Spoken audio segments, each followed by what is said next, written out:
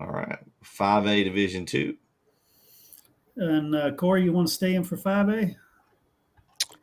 Yeah, I can say 5A Division 2.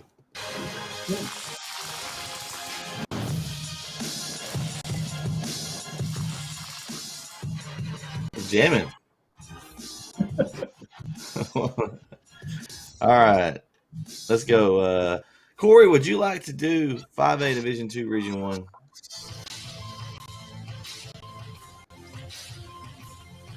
Sure, absolutely. Let's take a look here. Is that your music, Corey? Somebody's jamming. I don't know who it is. I'm jamming up here. I don't know where the music's coming from. It's probably coming from one of your tabs. It's got a video or something playing on it. Just look for a little speaker thing on it. Let me test. Yeah, it's definitely his tab. Yeah, it's you, Corey. It's all you, Corey. I haven't pushed anything. It's got to be one of your tabs on your browser. Just look for the little speaker on it. All right, well then I'll take Region 1 here. As Corey gets his technical difficulties going, we'll move right along here. Okay, that's weird. You got it? Yeah. Yes. All right. Okay. All right, go for it then, Corey. Anyway. All right. Sorry about that. That was embarrassing. So, Cantulio, 21 over 21-14. This is Region 2, Division 5A Division 2 that are going over here. And of course, this is Wiley 42 over Collierville Heritage 42-40. So that's going to be a good matchup. Wiley, of course, is the winner out of District 2. Argyle, surprise. It's your team, Corey. Right, 7 over Wichita Falls Rider 7-0, and then of course they're going to be playing against Grapevine. They beat Abilene Cooper, the Cougars there. So Grapevine versus Argyle, and then of course you got Wiley versus Cantulio. Of course, this is Argyle's first or second year in Class 5A. First year. So amazing! I can remember when they were 3A. That's weird. I can remember when they were 3A, dominating. So, yeah. Yeah, then nothing's changed with the dominating part, Corey. Right. Not at all. Yeah. You got 4 winners there. Defense, for sure. Yeah, you got 4 winners there. You got all the district champions in this region, right. So should be up for a good regional final. I think Argyle and Wiley are on a collision course. That's just kind of who I thought would be in this regional final, but we'll see if Argyle can score some points, because I'm kind of the same way. Abilene Wiley, I think, takes care of Canutillo pretty easly. Argyle, I'm surprised Grapevine's there, frankly. So Argyle, I think, is the clear favorite for the region, though. What I notice here with Argyle is they go from 1 week winning 63-0, then they go to a defensive battle 7-0. Yeah. To me, it's just kind of strange. I mean, I usually if you're a high-powered offense, you're scoring all the points most. Well, I mean, either way, the defense was there, right? Yeah. Both games. But Ryder had something that was able to stop that offense this time.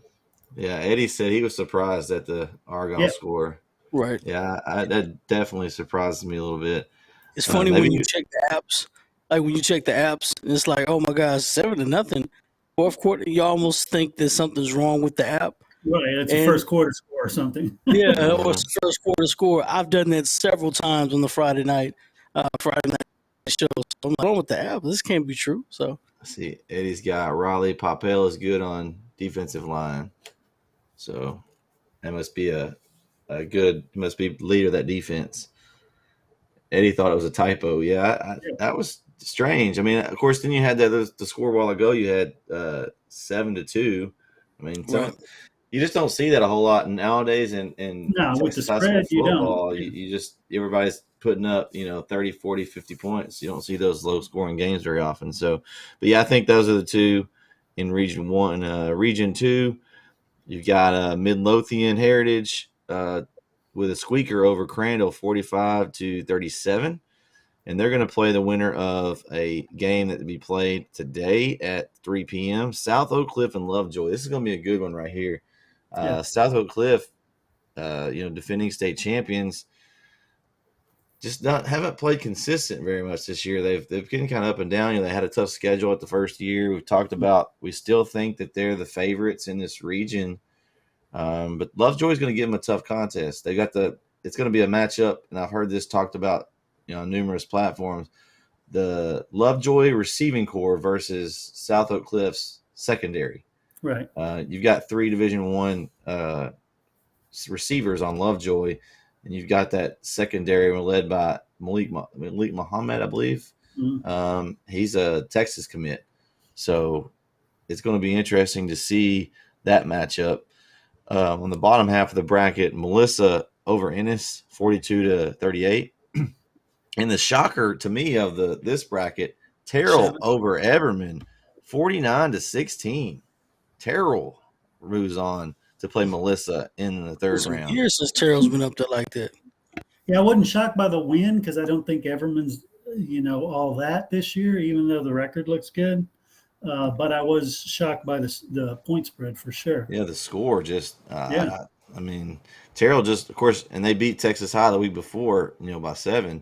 Mm-hmm. And so Terrell's beat 2 name brands. You did say Everman's not as good as, but they're a name. Yeah, definitely. So we're sorry, Matt Stepp, about that one. I know he's distraught today. His Everman Bulldogs loss. So, but yeah, that's going to set up an interesting matchup, a rematch with Melissa and Terrell. And looks like, District 7's doing well so far. Yeah, I'm thinking Lovejoy has a real good shot here of knocking off South Oak Cliff. But then I think Midlothian Heritage knocks off the winner of that game anyway. Okay. So they're going to have a tough time getting back to the championship game. Yeah. All right, Region 3. We got Fort Bend Marshall takes the win over University from Waco, 49-7.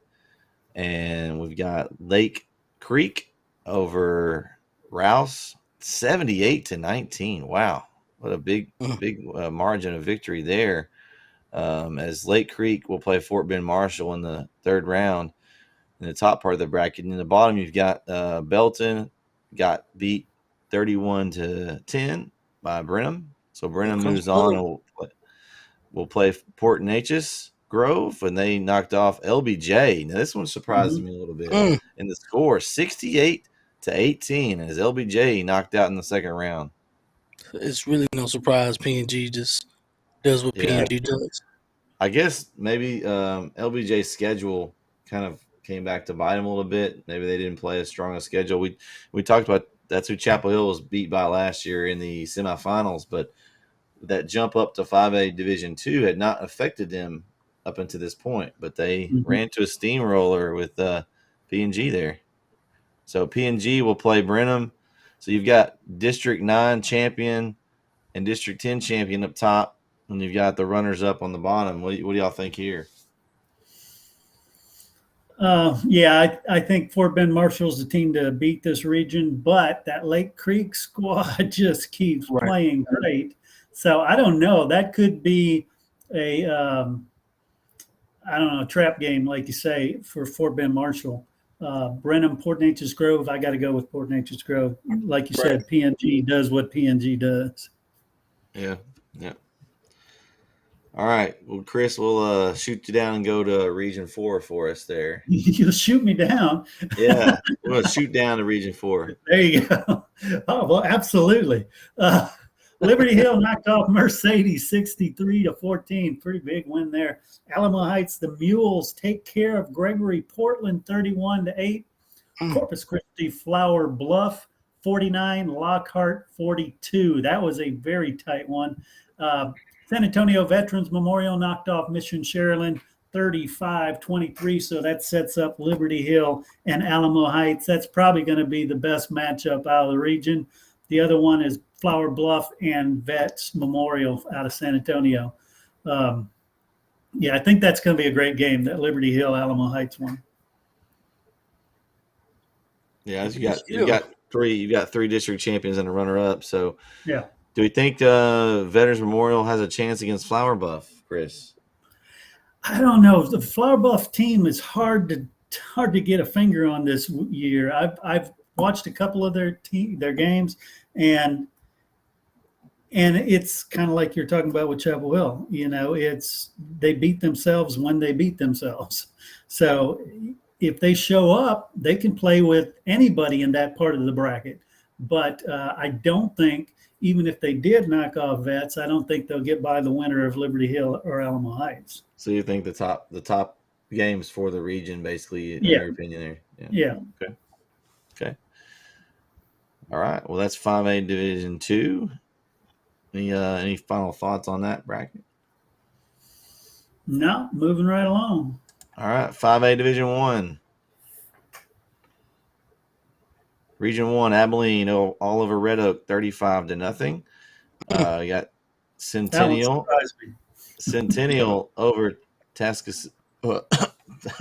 Excuse me, sorry, Tascosa, 31-7. So that's going to set up an Abilene Centennial third round match. Red Oak, man, after they knocked off Ryan, they threw up a blank. What theory is that? It's the barely win theory. Win theory, Corey. The barely win theory, the CM theory, as we call it. So it was in effect there. Before, and then boom, Abilene comes out blanks the next week. Yeah, typically. That's no surprise here as Aledo knocks off Cooper 45-21, and Midlothian all over Amarillo 56-28. So that sets up an Aledo Midlothian. That's a juicy matchup down there at the bottom. Yeah. I think that one probably determines who wins this region. Yeah, and I think whoever wins out of that one will be playing Burleson Centennial. Yeah, I think Abilene's run their little run-ins here. I think so. Yeah. Okay. All right. Corey, I got you. Take Region 2. I got you. All right. Let's see here. We got Mansfield Timberview all over Barbers Hill, 35-17, and then we've got Frisco Reedy over Lancaster. Wow, 30-27. Wasn't suspecting that one. We talked about how good Lancaster was, or Lancaster was, and now Frisco Reedy and Mansfield Timberview playing. That shocked me because everyone was looking at possibly Lancaster and Longview in that region, and now look at that. So Longview has an easier road. I did say Frisco Lone Star was may give Longview some competition. Is Longview. Longview handled Frisco Lone Star 38-17. Surprise, surprise. And then of course PA Memorial beat Frisco Wakeland 52-50, barely win. So Longview plays PA Memorial. I'll be interested to see where they play that game. That's a long way to travel between both of those two schools. So interested to see where they play that game at. Yeah, I love the fact that Region 2 had 2 overtime games. One of them was 4 overtimes. But I think you're going to end up out of this Frisco, Reedy, and Longview. I think that's where you're going to end up after it's all said and done. That game will be a little bit closer than this. I don't know these regions. How are they? Port Arthur, Memorial, and Longview in the same region. I don't know how many miles that is between towns, but man, that's a long way. Do you dare say they play in Natchitoches this year? They not Natchitoches, but Natchitoches. Do they play in Louisiana this year? I don't know. That's a lot of travel. That's a lot. That's a big difference. Then you got to travel that far. Then you win the next week. It's a shorter distance there, so you'd have to probably play in Forney or maybe not Forney, but Forney or possibly even Rockwall if you're not Lindale, but Longview and Frisco. So it's interesting. So you go from 2-hour drive to a 1-hour drive, a 3-hour drive to a 1.5-hour drive. So we'll see. All right. Yeah. All right, we're going to bring in Adam Sandoval. I think we're going to. There we go. There he is. Yeah, how you Welcome, Adam. How we doing, guys? Oh man, we're Good, good. good. We're good. We're in 5A Division 1 right now. Yeah, Oh, Region perfect. 3. We're talking about Region 2. You got any thoughts on it before we go to Region 3? We got Longview and PA Memorial and Reedy and Mansville Timberview. Any thoughts on those matchups before we move on? This Longview versus Port Arthur Memorial is going to be very, very good. I think Longview getting Longview moving on, and especially sorry about that, them getting the word that Lancaster was eliminated early. Mhm. I think relieves a little bit, like we talked about last week, relieves a little bit of stress off their shoulders because I know Lancaster really wanted to see them, but Port Arthur is nobody to take easy because they're a team that everyone's really forgot about just because of how far down they are in the state of Texas, and no one really has traction. Where do you think they play that game, Adam? The Port Arthur and Longview game. We were just talking about that. It's in East Texas, correct? I believe it's in Nacogdoches, I believe. Oh, okay. The other Nacogdoches. Yes. We were just trying to guess where the game might be played. We hadn't heard yet, so. Yeah, I believe it's gonna be. Yeah, that's what I heard. I'm very close with the guy with Wheat. I don't know if you heard him, Jawan Davis with Wheat and Bows. He knows a lot about East Texas as well, and he was one that actually was filling me in about them and that location as well. With him being a good Longview fan. Okay. Nice. All right. We'll jump in over to Region 3 here. We've got let's see. We got Magnolia West took the loss to Georgetown, 55-22. College Station picks up the win over Angleton, 27-20. So that's going to match up Georgetown versus College Station, a District 11 rematch. In the bottom half of the bracket, A&M Consolidated takes the loss. Full share with the win, 50-38. They're going to match up with Smithson Valley, and Smithson Valley knocks off Manville 38-28. Thoughts on those guys? But I tell you that again, two of my favorite stories in this region are Fulshire, who's having their historically best season ever, and Smithson Valley. So I think that's going to be just an amazing game. Those two. The Georgetown College Station one, I give the edge to College Station, but again, Georgetown keeps winning. Yeah, I was surprised by the A&M Consolidated. I was kind of thinking that A&M Consolidated, College Station Region Final would be a good story. Two schools that are right there next to each other, district rivals. But man, Fulshire knocks them off, and so that's a big upset to me. Yeah, I've heard of Fulshire. The first time I ever heard of Fulshire was last year when they played. I heard of them during a private school game.